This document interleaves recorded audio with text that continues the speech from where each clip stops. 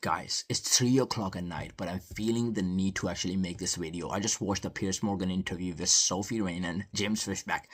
Now, let me just give you a bit of a background. James Fishback is the guy who is running for the governor of California, and what he's doing is he's going to be taxing the OnlyFans model for the adult content 50%. And he's not just doing to the OnlyFans model, he's also doing that to all the social media content being produced in California.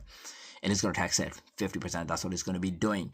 And Sophie is the most popular girl on OnlyFans who's made $100 million in 3 years, which is an incredible amount of money. It's more than a lot of businessmen, actually.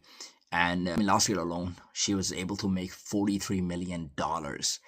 And then James Fishback and Sophie had a bit of back and forth. And James Fishback was actually quite respectful to Sophie. And he was saying that I know you could be more than that. I know you could be a teacher. You could be a scientist if you actually put your mind to it.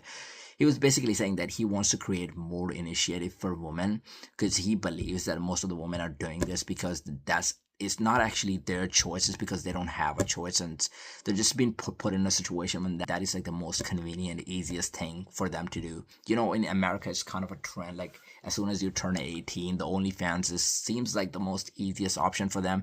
And again, I don't want to pass any sort of judgments for women because even for the porn stars, like some of them sometimes have to sort of do it because that is a way to actually support your family, and your family is kind of dependent on this, and that's where you're getting a bit of a money. So you know, respect to the woman for what they're actually going through.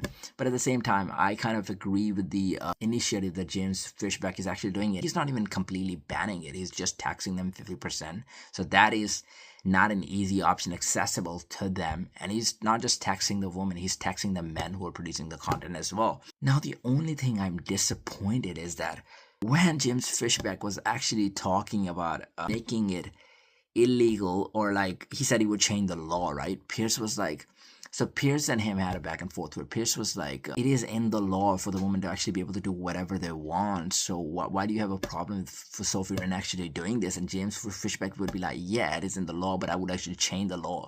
And James Fishback was giving him the analogy as well. He was like, slavery was allowed at one point. Would you be supporting the slavery? And Piers is like, no, but slavery is not allowed right now. But James Fishback was like, if you actually go back in time, would you be able to change it?